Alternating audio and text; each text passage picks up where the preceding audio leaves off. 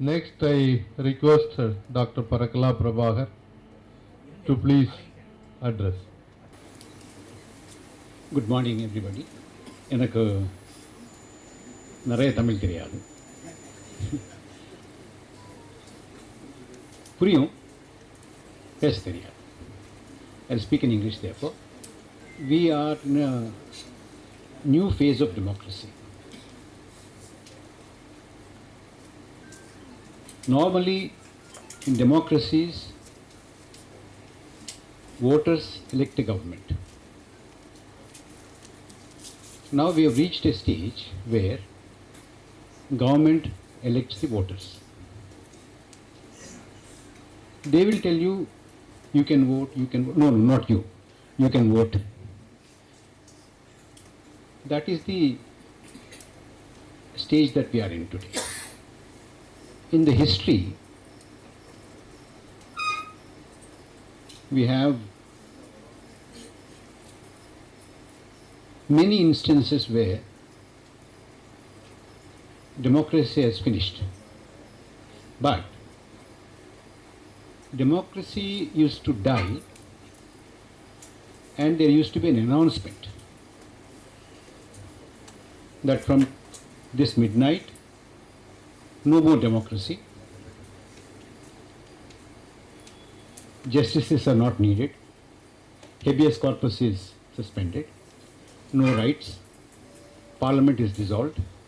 President, Prime Minister are arrested. They are killed even. Constitution is abrogated. This used to be announced. Today you don't hear any announcements. You have everything in place. You have Parliament. You have President. You have all the constitutional institutions. You have all the constitutional office holders. You have elections conducted. You have judiciary also. You have media. You have everything. But they all become lifeless. Let us look at one by one.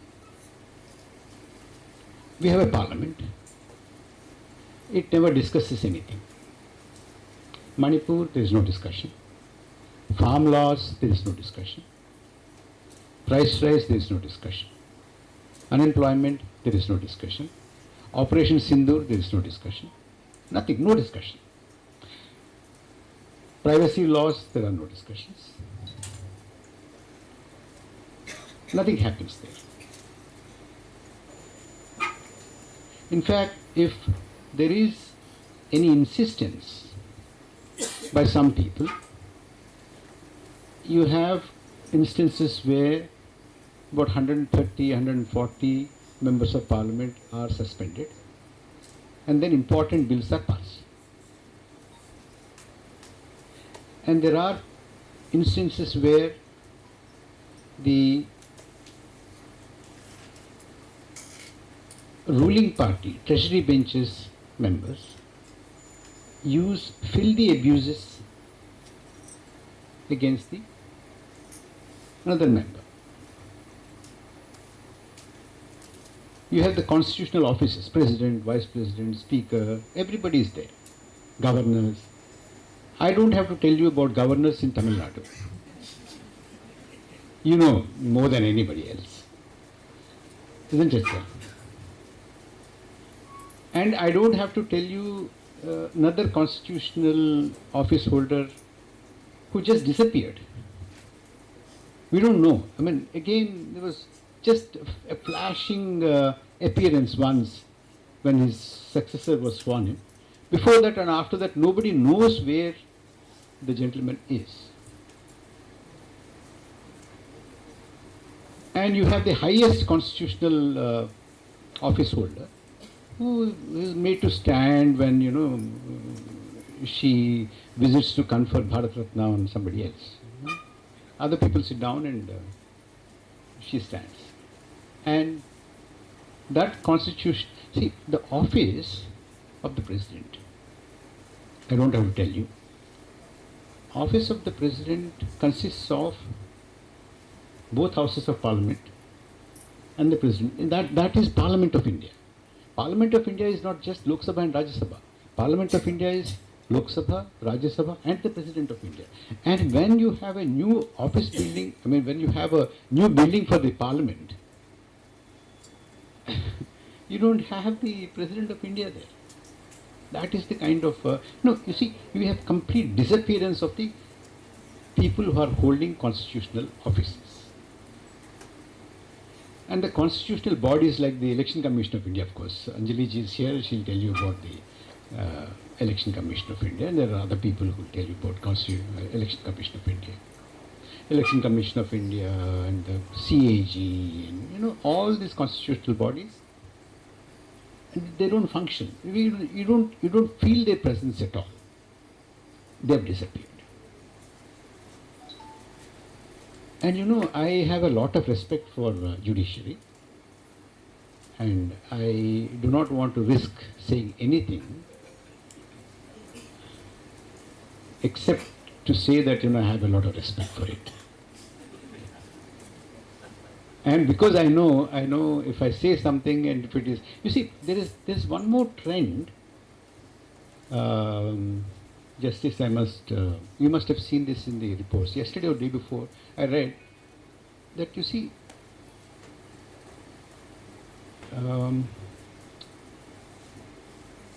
you can understand an offense even when you don't see it. So I don't want to say, because I know I will not be protected if I'm taken away. Then another important institution is, of course, the media. If we have media, but you know how it is. They ask some of the toughest questions to the Prime Minister. It's difficult to answer such questions. See, how will a Prime Minister ask and answer if he is straight away, point blank asked, do you cut the mango and eat, or do you squeeze it? Such a difficult question. And he asked without notice, point blank. That is the state of our media. So, all the institutions are in place. They don't function. They're lifeless.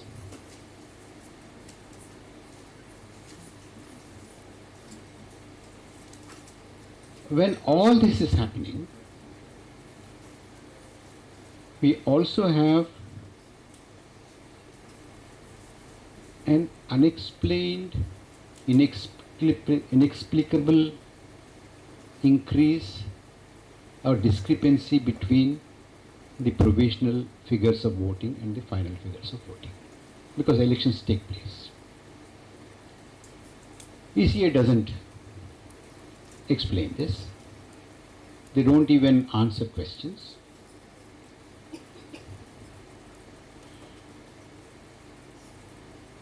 They don't even give you the data. When they give data, they give after days and weeks, as and when they please. Some data they don't even give, because for instance, we still do not have, even today we don't have the full data for phase 2 of Lok Sabha. We don't have. And we have situation where the Election Commission of India declares the results and then gives you the final figure. It's never done. Even in a small school, we used to have school pupils leader elections. Even there, you first of all tell the people how many votes are polled, and then say we counted this, and this person got this much and this person got this much and this person is elected. But here You declare the result and say that these many votes were polled. And when people like Anjali ji, they approach the courts or go through the RTI, you know what is happening. They don't share any information, they don't respond. And if they approach the court and the court sometimes says that you give these documents immediately in a hurry, they amend the rules, conduct of election rules, and they deny the documents, deny the records.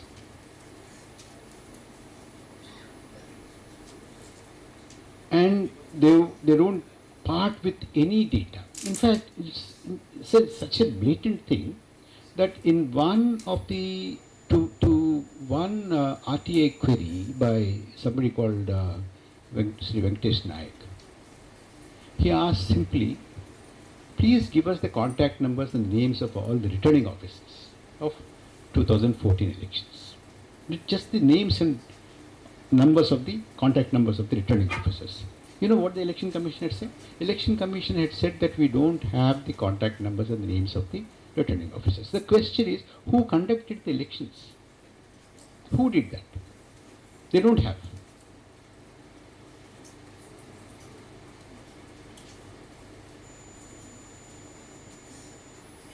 Now, when all this went on without a formidable challenge, there's voices here and there, all right. But there was no massive challenge to all this. Then what happens? Then what happens is they get much more brazen. And then come out with what is called the special intensive revision. SIR. It is not a summary revision. This is done after the summary revision has already been completed. And then they say on the basis of some study which they conducted, which they don't tell us which study, who conducted the study, what the findings are.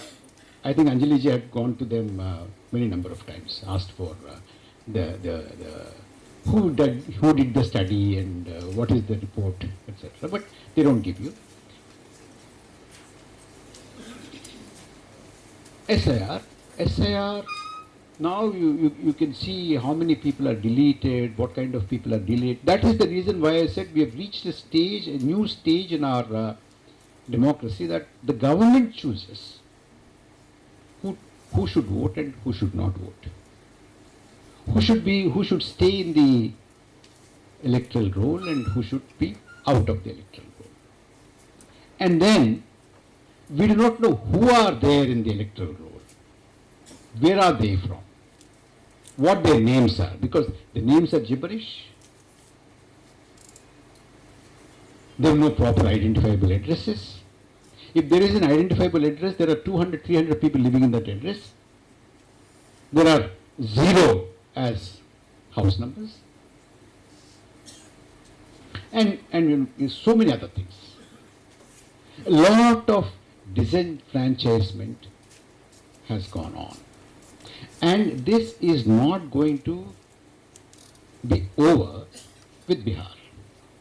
This is going to be the scenario for the entire country.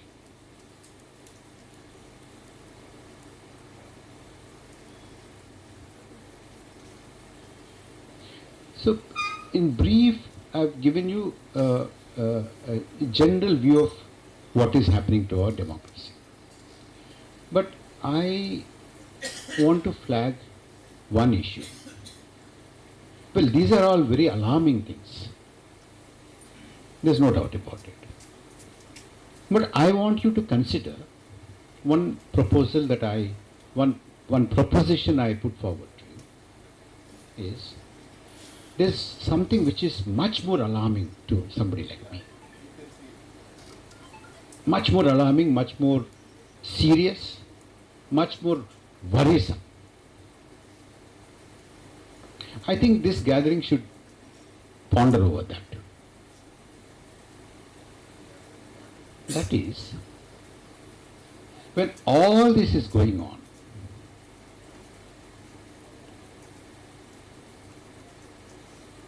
the political parties are indifferent to it. Let's face it.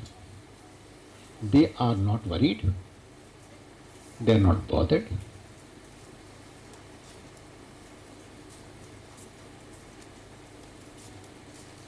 They are continuing as though, what do you say, business as usual. They don't protest.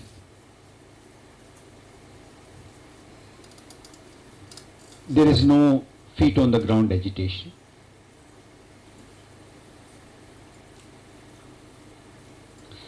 There are some leaders, of course, who talk about this. But as political parties, you see, when we come assemble here and many other meetings, we talk, we write, we organize things.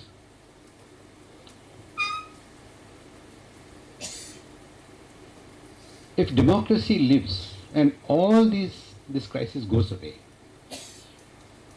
you are not going to become MPs and MLAs and ministers and chief ministers. They are going to become. But they don't bother. They're not worried about it.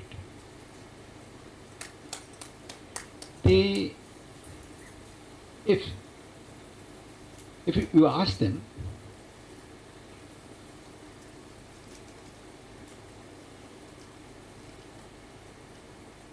they say that, look, we might win next election. We need to work hard.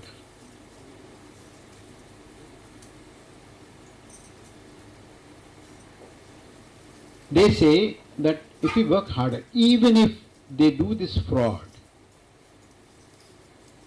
we can work and get more votes even to overcome the fraud. You see, somehow they got into this,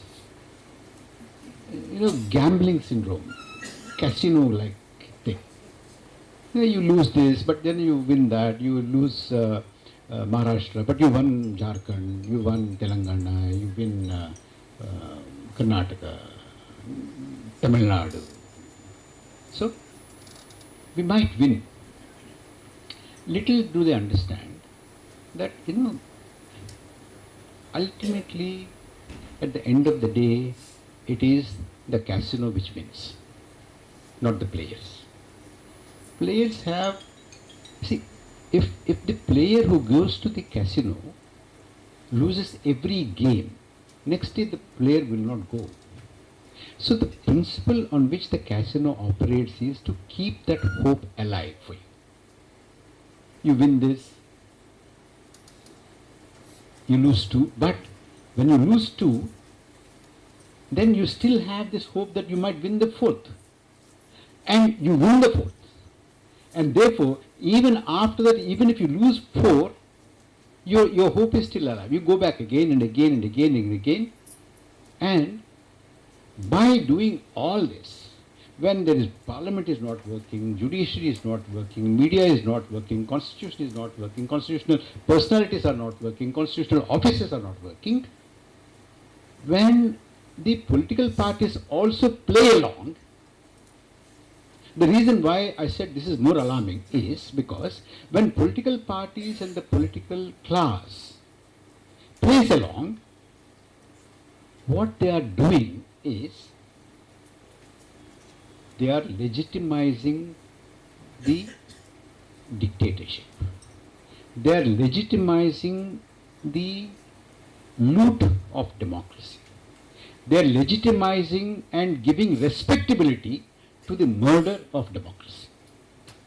Now, today, the ruling party, which we think is indulging in all this, can say, look, we have a parliament, we have an opposition party, we have a constitution, we have president, we have Lok Sabha, we have legislatures, we have regular elections. They can say all this, they can show to the world, they can show to us. In fact, we have reached a stage where people even today say, why don't you go to the Supreme Court? If you are very confident about vote chori, go to the Supreme Court. They say that. Now, when you go to the Supreme Court or a High Court or some place, they say, go to Election Commission. You see, you are suspecting Election Commission and going to the court, and court says go to the Election Commission. And when ADR went to the court, saying that, look, there is a discrepancy between counted votes and the polled votes in the EVM. How many are recovered and how many are counted? In some 176 constituencies, there are more votes counted, and 352 odd constituencies less votes counted. When they said that, after a long time, after adjournment, finally that court says, look, elections are over. The government is in place. What's the point now? It is like you go to justice and say, look, that fellow killed that fellow. And then they say, look, that fellow died, everything is over. Why are you worried about it now? It's like that. It is like that. It is like that. Therefore, why I say that is more alarming is that political parties not only are indifferent to it, they are in a way legitimizing this whole drama. Of course, we have a lot of respect for political parties. Some of them are going to be here in the afternoon. Please don't tell them that I said this. But what I want you to think about is that we cannot any longer outsource the task of defending our democracy to political parties. It's not viable. If you want to do that, if you want to sit at home and say, okay, let political parties fight it out, then you can forget about Indian democracy. Forget about it. You can't outsource. And if you promise me not to say what I'm saying now to the political party people, I'll tell you one more thing. Promise? Yeah. See, you cannot trust the task of defending our democracy to the political parties which are essentially undemocratic. Please don't tell them. How can you do that? It's a contradiction, isn't it? So, it has to be a demand from the civil society, an agitation from the civil society, a movement from the civil society. Then, everybody will become democratic. Because democracy, defense of democracy should become a fashion, a trend. They'll all jump in. Now, Hindutva is a trend. It was not a trend about 10, 15 years ago, was it? People used to feel shy to be communal. Today, that fellow throws a chappal and says, I'm Sanatan Dharma, I'm defense of Sanatan Dharma. That is valorized. So defense of democracy has to be valorized. If defense of democracy is valorized, political parties will fall in. Because, you see, if you say that, look, I will vote only for those people who will defend democracy, then they'll say, everybody will say that I'm a defender of democracy, isn't it?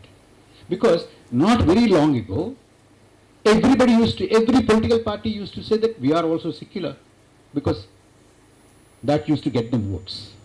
Now today, that is gone. Including the present day ruling party used to say we are also secular.